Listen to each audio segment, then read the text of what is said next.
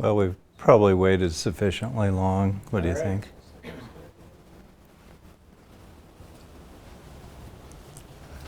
So hi everybody, I'm Mike Clifford. Jessica already apologizes for his absence tonight. Attending to a death in the family. So welcome to tonight's segment of the Adams State University Faculty Lecture Series. This evening is presented by Dr. Michael Liebhaber, Assistant Professor of Psychology in the School of Humanities and Social Sciences. He has a PhD from the University of Kansas, the Rock Chalk Jayhawk, is that how that goes? Right on. And an MFA in painting from Western Connecticut State University. The lecture tonight will be about, it'll be a brief, thought-provoking talk delving into the timeless debate on free will and determinism. The purpose of this talk is not to change minds, but to raise awareness. We'll explore questions surrounding human agency and the extent to which our choices are truly free or determined by preceding factors. We will look at some evidence and implications for ideas of accountability and personal responsibility in a world without free choice. We will end with thoughts for a way out of the debate. Have free will? How sure are you? Help me. Oh, and before I finally introduce Dr. Liebhaber, next week, April 11th, Bill Tite of Art is the faculty lecturer, so you want to come back for that too. So right now, help me in welcoming Dr. Liebhaber.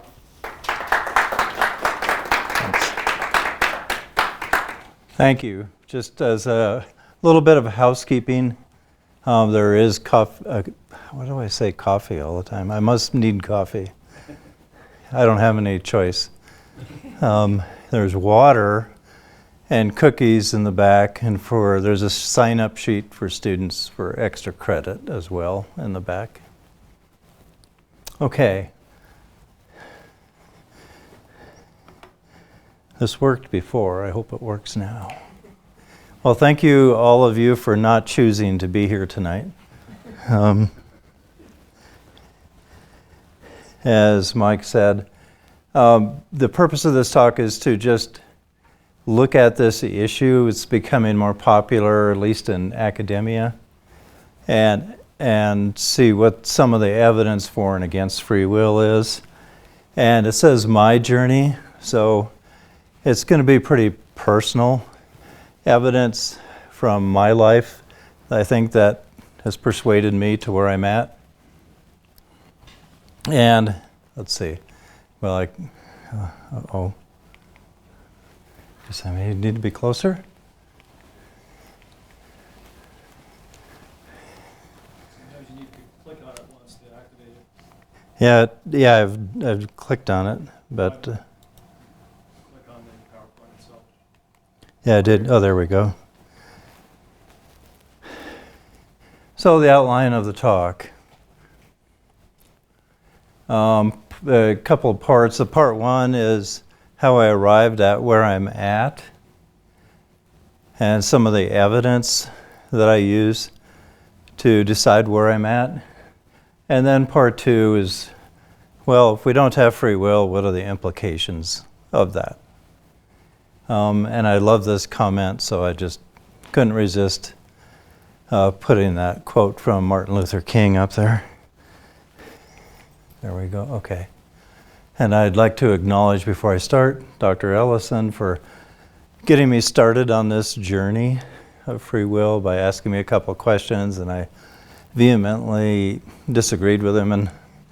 And so I read the literature. Probably the best known right now is Dr. Sapolsky from Stanford. He has a good book out, Determine the Science of Life Without Free Will. And if you're really interested in the topic from the non-philosophy side of the argument, I'd recommend his book. And then I've read a lot of papers and stuff on both free will and determinism. And I just want to say there's lots of references to go with this if you're interested. And if you're interested in having a copy of these PowerPoint slides, There's a QR code on the tables. You can just scan that, and it'll let you download or will open up a PDF version of this talk. So, first definitions. So, what is free will? Our biology and our lived experience is very relevant as part of us. We can't escape that. But choices themselves are based on current needs and desires. So it's almost as if that past is relevant but doesn't impact the decision. And the way I see this, past, present, and future are kind of separate in a way, even though they can flow into each other. And by the way, when I say the way I see it, that's the way I see it. That's my opinion. This isn't from Sapolsky or other people. So determinism, just like free will, choices flow from our past, but rather than having all these needs and wants all of a sudden appear in our brain and we make a decision, the decisions just kind of flow from thoughts and actions that happened previously to it. And hopefully it'll become a little more clear as I go on. And what I hope to do is go through these slides rather quickly, and then hopefully you can ask me questions. But if you have a burning question, don't hesitate to jump in and ask. There's an intermediate position called compatibilism.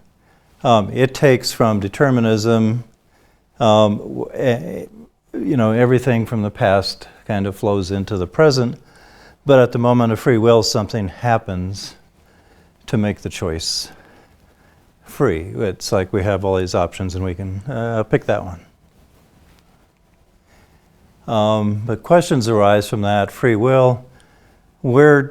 If we have all these needs influencing our decision at the moment, well, where do those needs come from, and wants and desires and ideas? And compatibilism, what happens? And does anybody know that Sidney Harris cartoon? That's probably one of my favorite cartoons of all time. If you can't read it, two physicists or something, and this says, then a miracle occurs, like right in the middle of the equation. And one scientist says the other, I think you would should be more explicit here in step 2. So this is the way I see it. Other people kind of come to the same conclusion. The feeling of choice is real. I feel like I choose stuff all the time. But if you look at what our brains are doing, that's not what our brains are doing. They're not sticking a whole bunch of options out here and then picking one. But it seems like that. So my definition, and this is just me, is that free will is an illusion of choice created by the way the brain processes the information. It's just, as this just says, all that information flows into the current moment, and I'm going to show you how that happens. And so what we feel like choice, which is what we all feel, is not really a choice. So if it's not really a choice, what is it?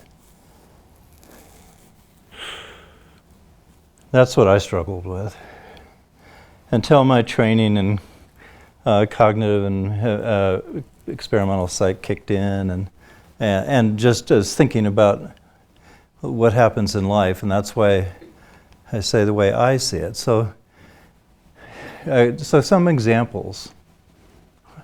First, I'm going to talk about my lived experience briefly, and then some examples from psychology research. So I just picked that dot. Anyway, so that's where I am right now. I've got a lot of stuff behind me that's impacted. Some I know about, some I don't know, because one person talked to another person who talked to another person who did something to another person who talked to me. And I just, so there's all of that impacts us. I was mentioning before my name, the Liebhaber name, comes from my great-great-grandmother. Because her son, my great-grandfather, was illegitimate. And in those days in Germany, they took the name of the woman who had the baby, not the father. On paper, I know who my great-great-grandfather is, but I've never met those people. But that's how, we have all this, people like to call it baggage and stuff from our past, people I've never met. Oh, I'll stay in line of the camera, sorry. No, you're good. People I've never met have had a significant impact on my life, because with my last name, nobody can pronounce it unless you're a native German speaker. And with all the stuff that came along with that, how junior high kids call each other names. My name was fodder for teasing with names.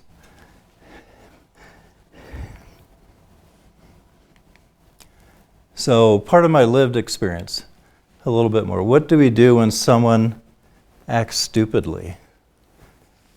Doesn't do the right thing that we think they should do? Doesn't seem to get it. And we have, as teachers, why doesn't this child, or college student, we don't call them kids anymore, but why don't they get it? And so we blame them. That's something in psychology and sociology we call the fundamental attribution error. We don't look at the situation. It's their fault. They're just lazy, stupid, dumb, whatever. Well, what does that do when you're a little kid? That's a picture of me. That's not really a picture of me, but that was me in the second grade. I had that sign on my desk. Dumb. And because I couldn't do math. To this day, I can't play blackjack. I can't add up 1 or 2 digit numbers. It just doesn't work. I can do stats, so stats, for some reason, statistics work in my brain, but just doing the math behind the stats doesn't. And I've had all these things said to me. How did that influence my self-esteem going forward? Not very good. I'll tell you that.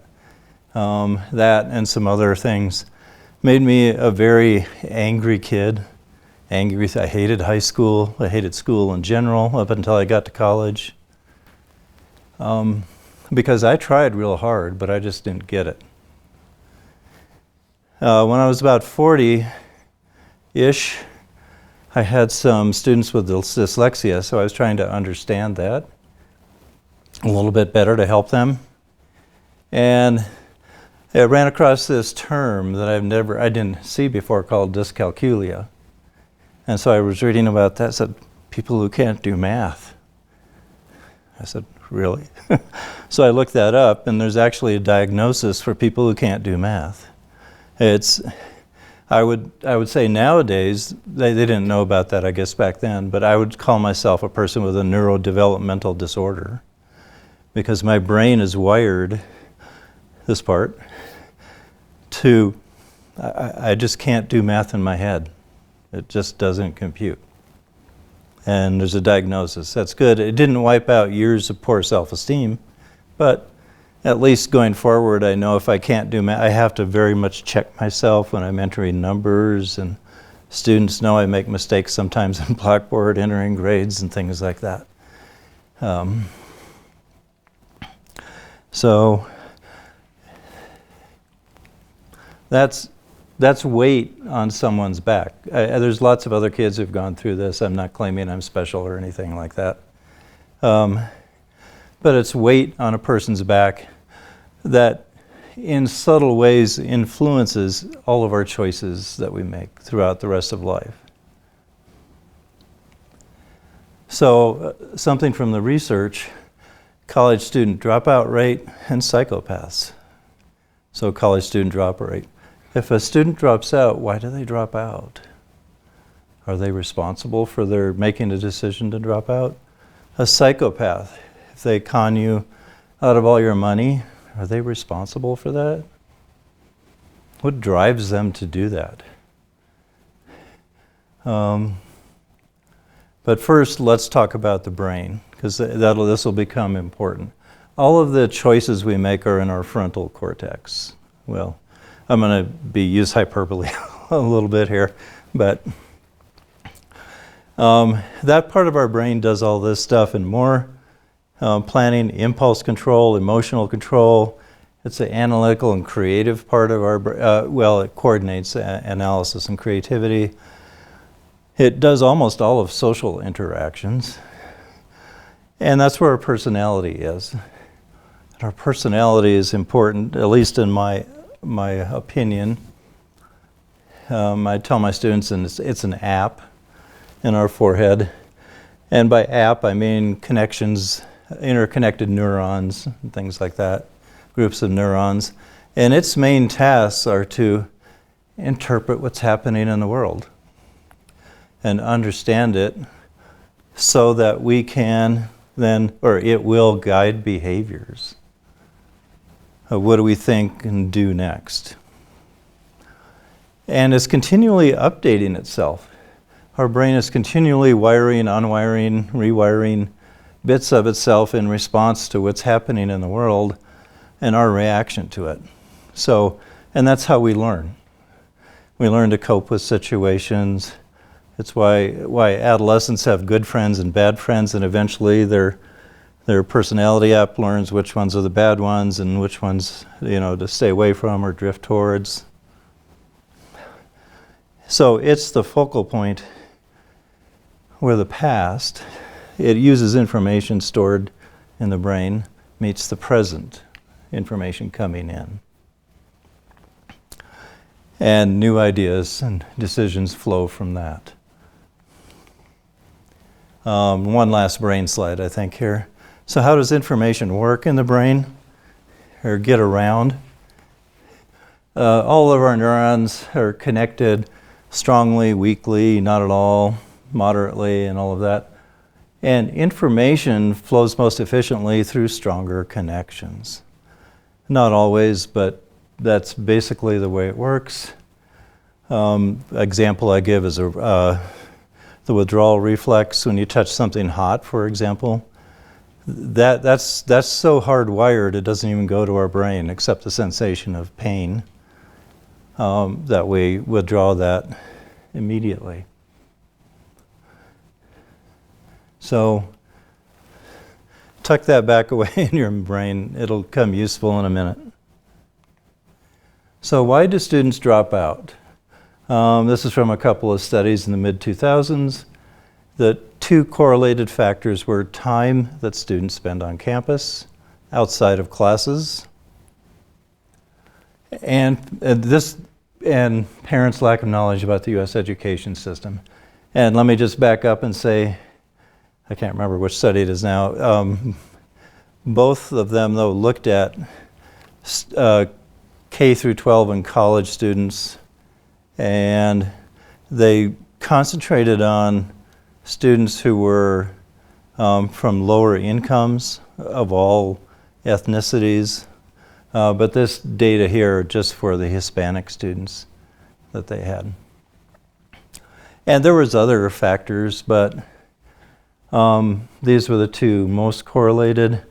Cost of education was not at all correlated with a dropout decision. So why do students drop out? Because of all these experiences they've had, their frontal cortex is wired in a way that when confronted with a situation, dropping out was what their brain did for them. They were, since you said, they had an irresistible impulse. And I'll talk about how that happened in a minute. But let's jump to another example. So, but you can see there's way more than this. That's why there's always an etc. in there. So let's talk about psychopaths.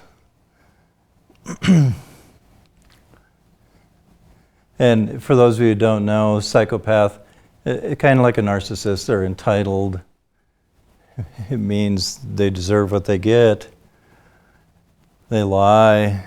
They're not responsible for anything, and they're careless about other people, callous. And there's two types of psychopath. Type 1, cold-hearted, con men, con women type, and type 2 is the impulsive criminal that they are. I always get those backwards. Hopefully I got that right. I just go fast and get those backwards. So the kind of psychopath we think of that comes to mind are these murderous serial killers, but that's a tiny, tiny, tiny percent of psychopaths. And they can come from both types, but what we think of as a stereotyped, just criminal type person usually comes out of that type of psychopathy. So that type, the impulsive type, 9 times out of 10, well, maybe 8 times out of 10, they grew up in a chaotic, abusive family and neighborhood. So you can see cruel parenting, neglect, and all of these other bad things are correlated with callous, unemotional traits and aggression. And I mean, you can read all of those. They're not good outcomes by the time those kids get to be teens and young adults. What about the type 1? More genetic influence here. But it's not entirely genetic, but these people tend to have more of a genetic predisposition. For example, they're grandiose, feeling I'm wonderful, lying. It says just about 60% genetically determined, it's inherited. Impulsive and risk-taking, 75, is that right? Am I reading that? Yeah, 75%. Impulsivity is very highly inherited. But not caring about you, being very callous and cold, they learn that from growing up, probably because nobody cared about them, unfortunately.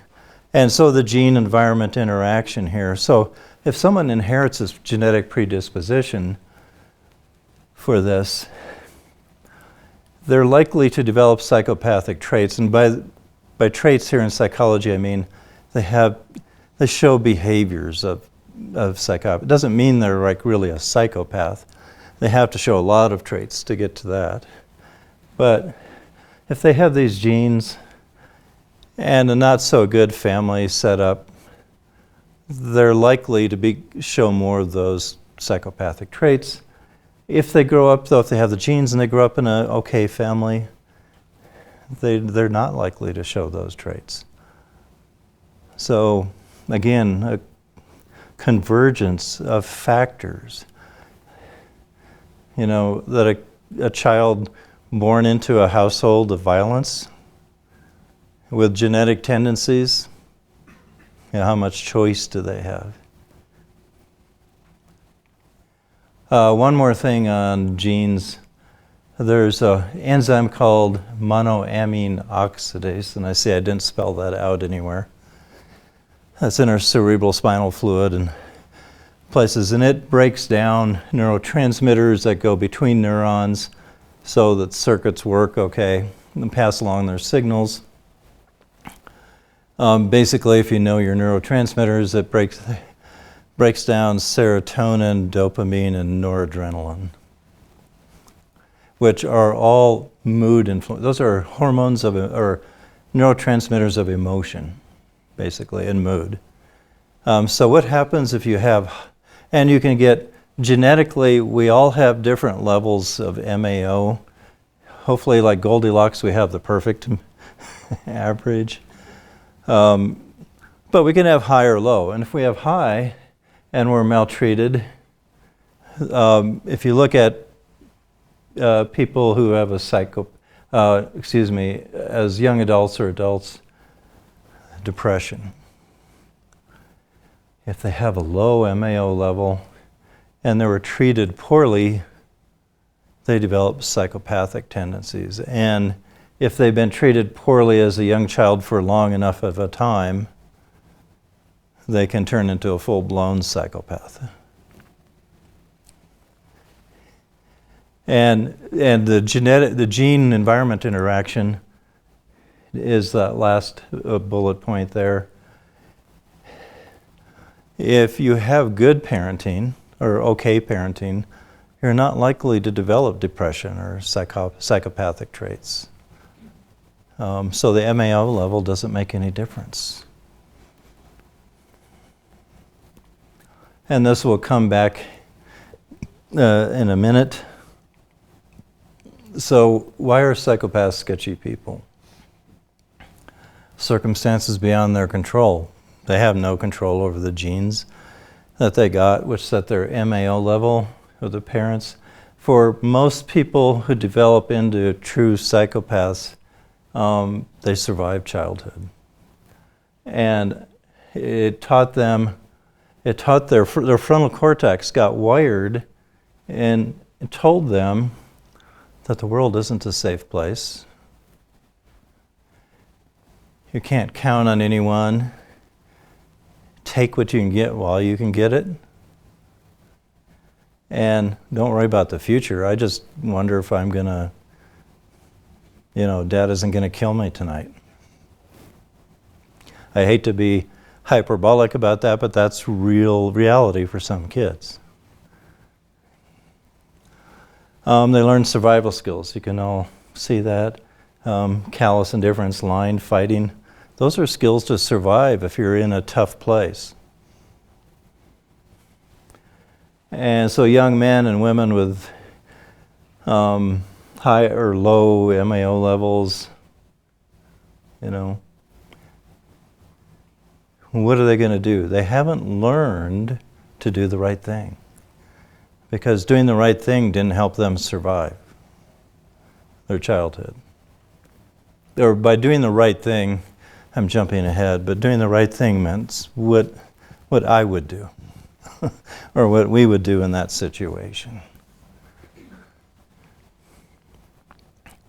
So, in my opinion, what the evidence says about free will, it's like a lot of what I call a preponderance of evidence. I guess I should have been an attorney. Our choices are driven by prior experiences, one life, and in combination with our genetic makeup. We don't generally get places by chance or accident or choice. Like cost may trigger a student's need to drop out of school. And a psychopath, impulsively aggressive because that was a way to respond in the moment.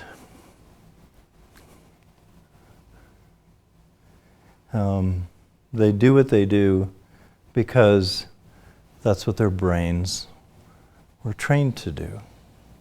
All of our brains were trained to respond to other people in some ways. Some people, just a quick aside, somebody who's paranoid, they're apt learn to interpret what they see as somebody who's going to be cheating them. So they treat other people like they're going to cheat them, and they're paranoid about it. Okay, evidence for free will. And I read a lot on this, pros, cons, in-betweens. I say, but wait, it's obvious that we have free. I make lots of choices every day. That's obvious. And because we feel like we have free will. And Stanford the philosophy dictionary says it's necessary to have free will so we can have moral responsibility. But feeling like we have free will is really not evidence for free will. And needing free will is not the same as having it. And so that kind of, well, it almost wraps up the evidence part. So I think that's part, mostly the evidence part. And now I'm going to talk about, so if free will is an illusion, how does it created? It's one thing to say we have an illusion, but where does it come from? So how does the frontal cortex make a choice? Well, remember those neurons that are strongly connected and all of that are weakly connected? And so we have all these memories here and in our brain of the last, we have to go out to dinner and we're deciding what to eat, and all these memories of what we've had before. But our frontal cortex is sitting there saying, well, but you like this better than that, and so on. And the reason we like it better than that is because there's stronger neural connections there. So it receives signals from elsewhere that we're hungry. The energy flows, so we're hungry. What am I going to have tonight? And those things might actually come into our conscious awareness because there's enough strong connection, neural energy flowing through those groups of neurons.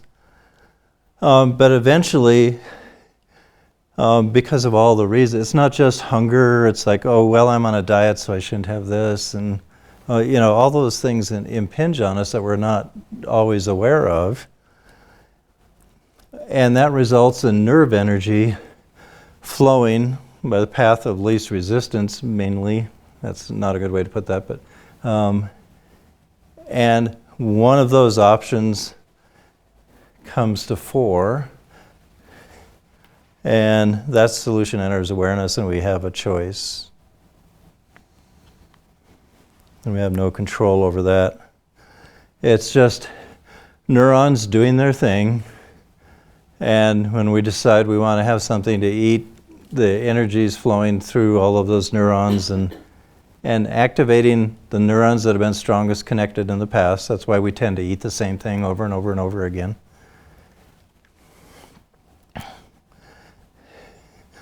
And we'll come back, though. We can change that. We'll come back to that. So illusion created. We're unaware of all of that, though. I don't know how my brain is wired. I couldn't begin to figure it out. And I don't know where energy is going in there at any particular point of time or how strong connections are. But our awareness gives us our unawareness gives us a false confidence that we evaluated all the data. Right? I like this, but I'm on a diet, and the last time I was here at this restaurant, I didn't like this, and all of that. So I evaluated everything, right? So it's that false confidence that leads to the illusion that, oh yeah, I chose the salad because I want to eat better tonight. And let me see where I'm at here. I'll go speed up here a little bit. This is just one example of false confidence in a research setting I worked in. Back in '88, I don't know if anybody remembers, one of our Navy ships shot down an airliner that just took off out of Iran. And years later, I was on a task to, this is where they do that in ships. It's about 8 people in a very dark area deep inside ships, Combat Information Center. And what I and my team did, my research team, was create an AI program to prevent this from happening again. And basically what the AI program did is took human bias, because they thought they were paying attention to all the information, but they weren't. And when I started asking them, what do they do? This person would say, oh, I pay attention to this and this and this bit of information. And the other person would say this and this are important. And so they had all the information. They just didn't pay attention to it because of their biases. And also human bias. One of the team members was new. He was you don't get in the Navy your first day of the job to do this. So he was very experienced, this crew member, but he was new. They didn't know him. He was new, and so they ignored the information he had. And unfortunately, the information he had would have guaranteed that that was an airliner. So, but that's just a real-world example of how false confidence, they made the decision based on all the information. And you can say, well, wait a minute. Not everybody who is abused as a child grows up to be depressed or a psychopath, and not all trauma survivors get PTSD. Not everyone with autism is alike. But determined doesn't mean predictable. There can be a deterministic process, but if we don't know all the information, we just can't predict it. And here's an example from the psychopaths again, sorry.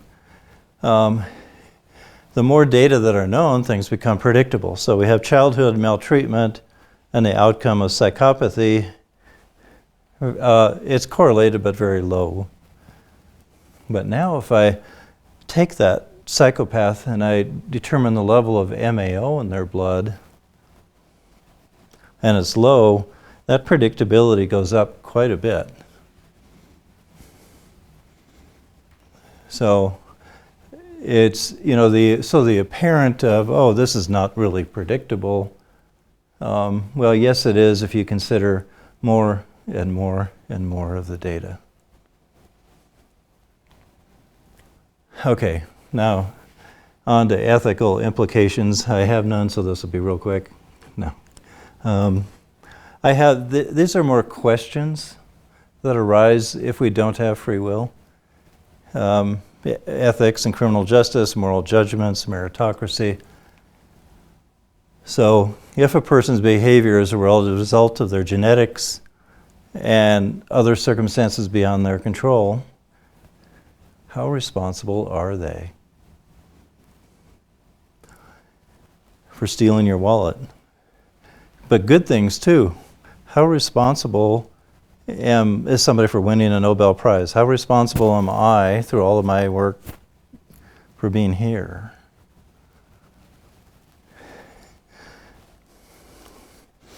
And so with criminal justice, is it fair to just apply one strict criterion,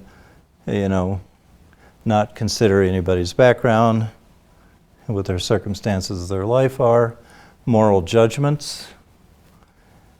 Can we be outraged and obsessed by senseless violence? Well, sure. But research shows, too, that we get satisfaction from, I'm going to get even with this guy. Almost. Yeah, wishing eternal damnation. It feels good. Pointing out, oh, you weren't right there. Makes me feel good.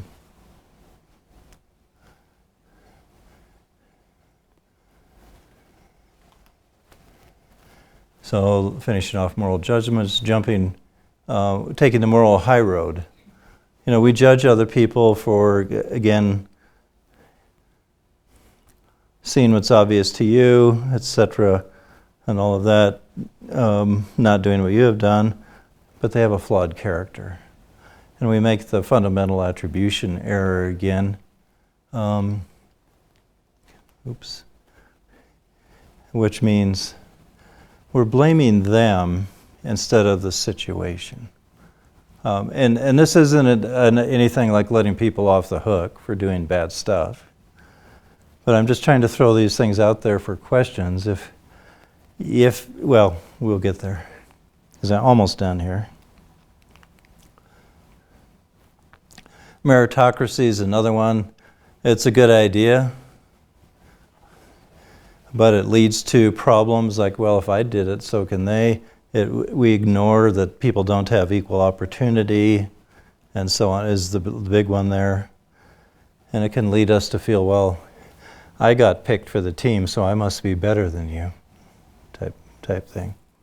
But the question then is, how do we select and promote capable people while considering the circumstances of their life? These aren't questions with easy answers.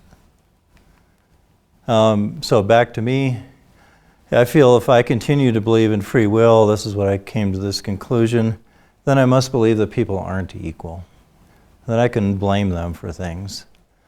I would have to believe the world is just and fair, and if somebody, as a result of what I do, doesn't feel like I treated them nicely, well, that's on them. I did what I had to do.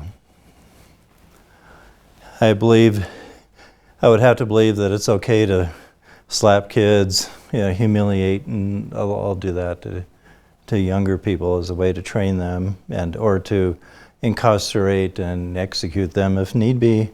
But what I believe is that people are equal. That flawed and irrational characters are the result of genetics and lived circumstances that were largely or entirely out of someone's control. So I don't support the concept of free will because of the preponderance of evidence. It's not supported by, this is my opinion, not supported by scientific evidence, but it's not just my opinion. I've read a lot of stuff on this, and my lived experience doesn't say that I had free will. As try as hard as I couldn't do math, and lots of other things in life.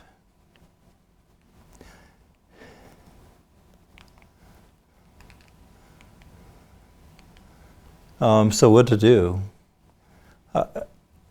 I would say be open to experiences as much as possible, because what goes in determines our future.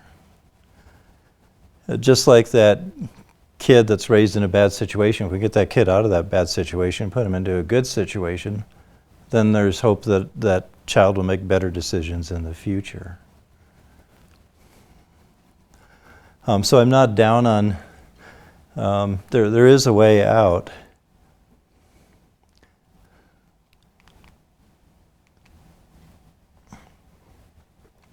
And does this make a difference? Yes, it does, because I'd like to see a society where everybody is equal, and that if we have to, say, lock somebody up because they're dangerous, that we consider, how do we lock them up? Do we put them in with a bunch of other dangerous people? Or if we put somebody who's only mildly dangerous and someone who's extremely dangerous, is that a good idea, really? So that's what I'm kind of getting at. I'd like a world that considers, we don't just throw everybody into the same dungeon. So the way I act is act if you have free will. Whether we don't or not is not relevant. The only thing that we should be aware of, I didn't revise this slide, is that when we act, we don't, when we act, why did somebody act this way? Why did somebody do this? We don't stop at just looking at them and say, because they're flawed. We have to ask, why are they flawed? What led to that? So that's the end of my journey. I believe my perception of free will is, and it got cut off, an illusion. I don't know where that went. And how something seems is not relevant, you will adapt. Resistance is futile. And as I said, I have lots of references, so. And again, if you'd like a copy of the PowerPoints or the references. Just take a picture of the QR code there. Otherwise, I think I have no more slides, so I guess I'm done. So thank you for attending and all that. So is there any questions? You want to throw stuff back at me? This is a very controversial topic. So, and this was my personal journey and where I've arrived at. And I don't expect anybody to walk the same path I've walked or come to the same conclusions I have.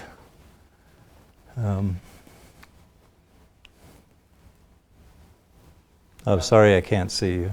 I have a couple, but I'll save my second one later. So I guess my question is, it seems like you've made a philosophical pre-commitment. I'm going to come closer because in addition to being hard of hearing and not seeing, I can't hear either. Okay. So it seems like you've made a philosophical pre-commitment to not believe in free will. So I'm wondering, like, someone could have read all the studies that you've read and make a different philosophical pre-commitment to believe in free will. So let me ask you, is there anything that can persuade you that there's free will? Or is it that no matter what you see, you're going to just view it in a certain way? Like, I guess the question is there anything you can see that will change your mind? Is there any sort of evidence, whether it's scientific or whatever? Like, what would you have to see to change your mind on this? Well, I was going to make a flip comment, but I won't.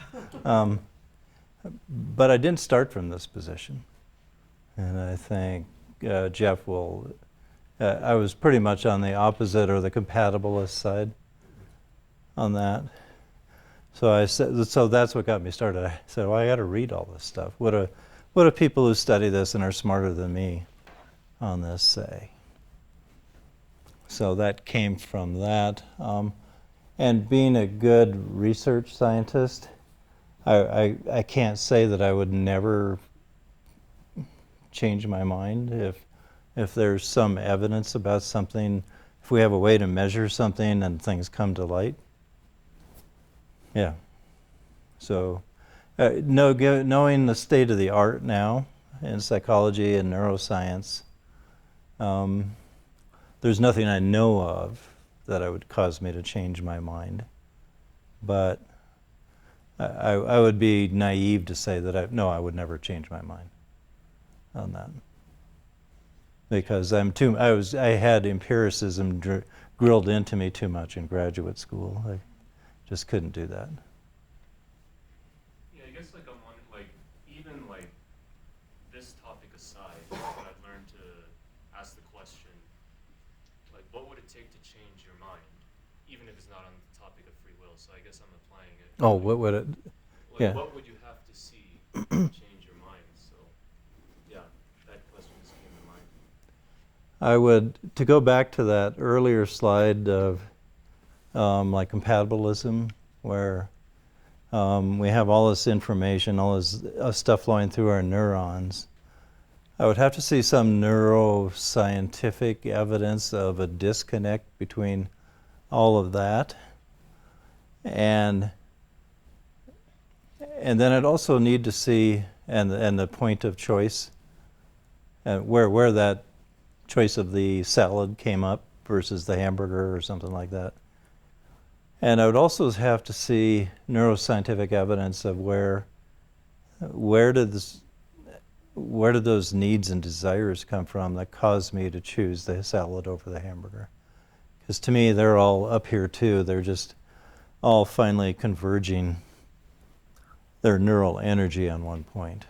But if the research eventually does show that, oops, I would definitely change my mind that there's evidence for that. Your answer is a little bit like Sapolsky's. His pat answer is, show me the neuron that's not firing because of other things that have happened right beforehand, would be one answer. And I would say any evidence for dualism. Right. Right? You know, that there is a soul or a self or something that's it's a non-material cause, right? I mean, that's what dualism's all about. Use Cartesian Yeah, dualism. can something, Cause- in other words, that's something that happens to cause all my prior history and what I like to eat and all of that. Is there something that can cause a disconnect between that and what I actually pick? So that there's these ephemeral things out there. For a long time, people thought consciousness existed outside the brain, and people looked for it really hard. I mean, really hard, and couldn't find it. Of course, we still haven't solved the consciousness problem either. So, but yeah, no, those. I would say to anybody, and that was part of my last slide. What do we do? Well, maintain an open mind. If something comes along and provides me evidence that I'm wrong, I like to think I'm cognitively flexible enough to say, hey, this is what I'd really believe, but now the evidence shows, no, that's not true. I think I know what you meant with a couple of your comments and your slides there at the end when you're talking about implications. But one example is you say, it doesn't matter. I think it's one of your very last slides. Oops. But I think what you mean is, it doesn't matter to me. I still have to make choices Oh. regardless. Right? But Yeah. it does have implications for society, such as punishment and criminal justice. I think it was just that last slide that you skipped past. Whether, your very last point, whether it's a free choice is not, or not, is irrelevant. I think that's irrelevant in my personal life, in that, well, in a sense. It's a bare relevance because I always have to make choices anyway. You know, existentialists would say I'm condemned to choose. But I think it has moral implications, right? You know, if we punish people because of basic behaviorism, punishment's going to protect society and reduce it. Then that makes sense. But to say I'm going to punish something because they're a bad person as a moral judgment, that makes no sense if you don't believe in free will. I mean, I left a lot of stuff out. That slide needs to be unpacked. Yeah. Yes, because it's mainly about me, but So that is my interpretation is correct, that it's irrelevant to the way To you're me. going to lead your life. because it's irrelevant to me, and like I said, I don't want to force this on anybody. It's irrelevant to me because I've already accepted this and this down at the bottom. There's That another one that I was interested in. That was actually the other example that I had in mind.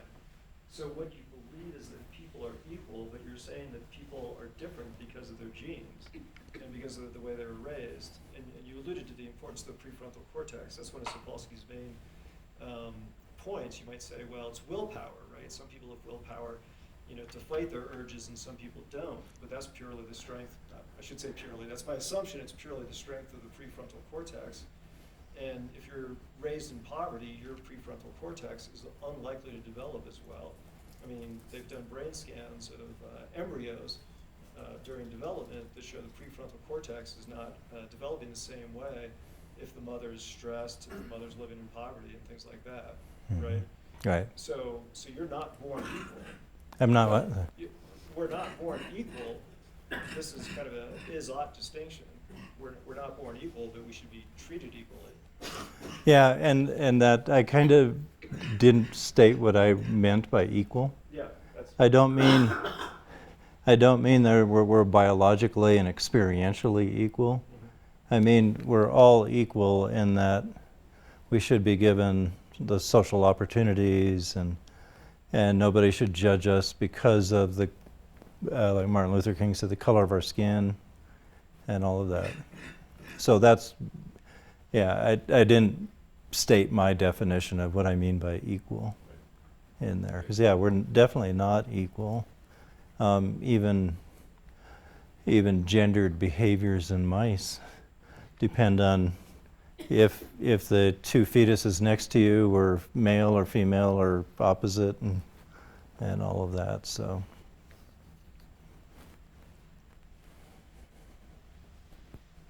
get down. I don't like being high up on a stage.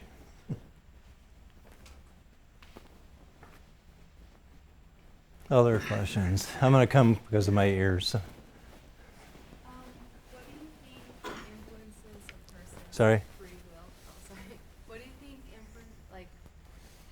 is most important, like genetics or environmental factors? Like, what would you consider that would have more impact on a person? Well, if I just had to have one answer, I would say they're probably equal. One sets the stage, but it can be changed during growth and development. So what's more important, genes or environment? And as you saw in a couple of those slides, for some of our behaviors, genes are more important.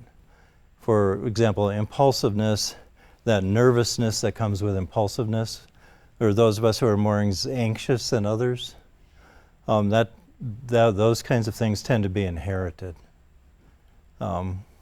Whereas learning how to be cold, to act coldly towards other people, we tend to learn that, as I mentioned, from parents who act coldly towards us. And then as we get to school, other kids act coldly towards us. So we kind of learn that. So I wouldn't say either one is more important. They have the times when they're manifest, like that, like MAO. The genes don't make any difference there, unless you have parents that treated you harshly and poorly, and then they do. So I don't know if you wanted to add anything else to that. Yeah, I mean, which genes go into free will? It's like which attributes go into free will. One is self-regulation, right? Calming myself down when I'm angry so I don't get fired by yelling at my boss. A lot of that's prefrontal cortex. So some of that's genetic, but a lot of that's also developmental, right? What I just said, you know, if your mother was in a terrible environment when you were in vitro, then that's going to cause a deficit in the development of the prefrontal cortex. And the other thing is kind of a false dichotomy to think about genes and environment, because your environment turns on and off certain genes. So you might have a genetic predisposition to a psychological disorder, but if you have a blessed life where you never have any adversity, you will not develop that. You know, there's no gene for alcoholism, but there are genes that affect the probability of developing alcoholism. But if you're in an environment where you never touch alcohol, you're certainly not going to become an alcoholic, right? So there's this very complex interaction between genes and environment, and it all plays out through development. Yeah, and the way I like to put it is our genes have molecules that surround them that it's not quite like this, but they listen to what's going on in the outside world. They listen biochemically. So if we're stressed, if our mother is stressed out, we have stress hormones in our blood. So those hormones turn on and off certain genes. Those molecules, and so we might turn out to be more stressed. We think of it as special because it's like behavior and psychology, but it happens biologically. The best example of a natural experiment was the Dutch hunger winter. I actually knew a person that survived that. I met a person. The Dutch hunger winter, for those of you who don't know, Nazi Germany invaded the Netherlands. Towards the end of World War II, they were running out of food, so they took everybody's food, so the Dutch people starved to death. Or a lot of them did. And the women that were pregnant, their fetuses were changed because of that stress biochemically, and they expressed genes. I don't pretend to know this topic very well, but what had happened to those kids when they were fetuses is they became very efficient at getting nutrition out of the little bit of food they had. Their bodies did. It was a physical thing. I don't remember the genes anymore involved in that. But what happened, the war was over, the babies were born, and there was food. So those babies who were very efficient at getting food out of nutrition out of the food they got, became fat and had heart disease and died younger than expected for those people. So it's not just the brain and our behavior, it's the body is responding to everything all the time, and that's kind of how the genes and the environments interact. We can do experiments that try to separate how much this genetic influence, but even that, the people who do that research will tell you it's almost impossible to separate them. As I was talking with somebody today about, do men and women have different brains? I'm not even going to get into that one. But it's a genetic, just to do that, we can put 18 and 19 and 20-year-olds into an MRI machine, biological males, biological females, and look at how they respond to things. And lo and behold, their brains are slightly different, the males versus the females. Oh, they must be genetically different, right? But if you look at those brains when they're newborns, they're not that different. They're slightly different. There's some differences. But a lot of the differences we see by the age of 20 are through the brain changing, like I mentioned, the frontal cortex changing based on the experiences it's had. And most women have different experiences from men, so it'd be kind of obvious that parts of the brain might be wired slightly differently or whatever than other parts. I'm not a neuroanatomist, and so that's the extent of my reading in that area. So the reason I came to my position is because, I lived through a lot of stuff. Looking back through my life, a lot of where I got here and things I've done along the way have made sense because of past experiences I've had. And I can't ignore the research in the field that shows strong connections between what's happened to us and what we're going to do. And I know enough neuroscience to know that the brain is, pardon me for saying this, but the brain is pretty stupid. I'm fine with that. What's that? I'm fine with that statement. It just, like I said, it just connects. It follows a path of least resistance, meaning the strongest connections, and that's what we come up with. And the strongest connection is, I'm going to go over there and set this down, I'll go do that. Or it's a stronger connection just to hold on to this, so I'll just hold on to it. So there's no, I want to believe, and I started off, Jeff will know, there has to be some way to choose. But the more I investigated, put two and two together, basically, how the brain works and the preponderance of evidence from the research in my life, I said, well, I might change in the future, but for now, that's what I have to believe. So that's where I'm at. So all I know is it's way past happy hour. Anyway, thanks for coming out. Oh, another question. This concept of the free choice being an illusion, do you think that that's kind of culturally specific in a way?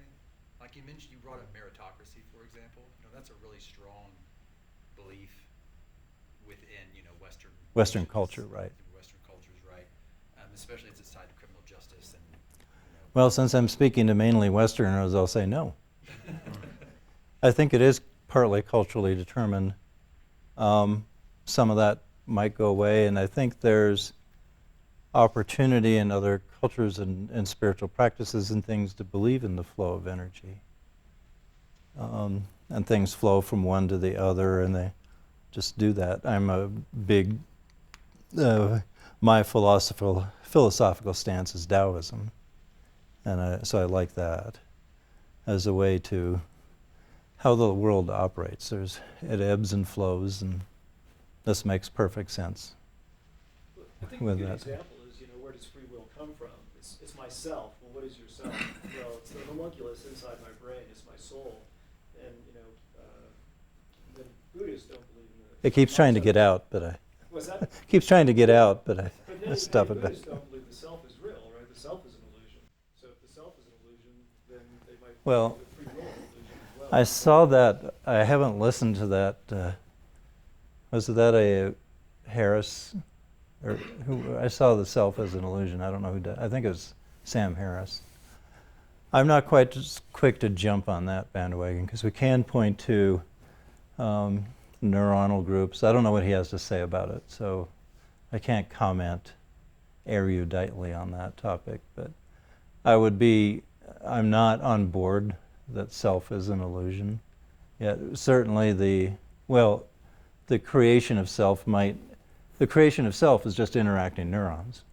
So if that's what he means, yeah, then I'm okay with that. But different groups of neurons are interacting in a given moment. So which group of neurons is the self? Yeah, and there's no single set that and constitutes you. right, and the way I view the world is that personality app, those groups of neurons up here, are the self.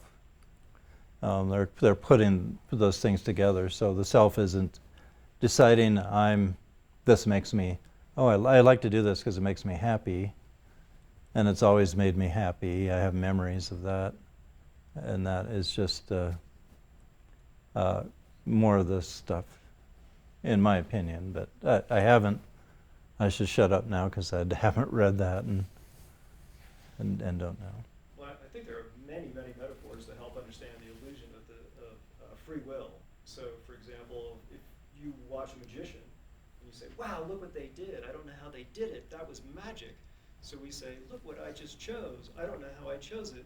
But, I have this illusion that I considered all these factors." But attraction, as an example, right, has many non-conscious factors involved: facial symmetry, white sclera, pheromones, age, on and on. And how many people say, "Man, he or she is hot because they've got facial symmetry and white sclera around their pupils and things like that." We're unaware of so many factors that drive our preferences, even much less our decisions.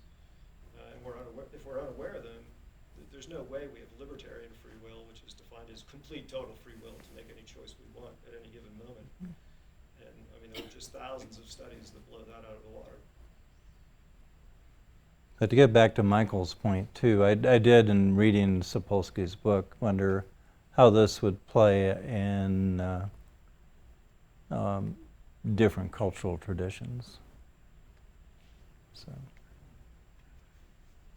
So anyway, that's where I'm at, and I don't expect anybody to do it. It's just me, and everybody has to come up to their own decision on that. Or not. But that's where I am. So anyway, thanks everybody. I don't want to keep everybody here so long. So I'll see you next time.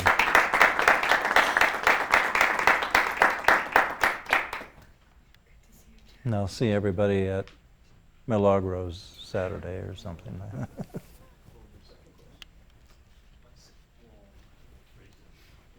Because I don't have any choice. They keep serving those Amish fry pies. And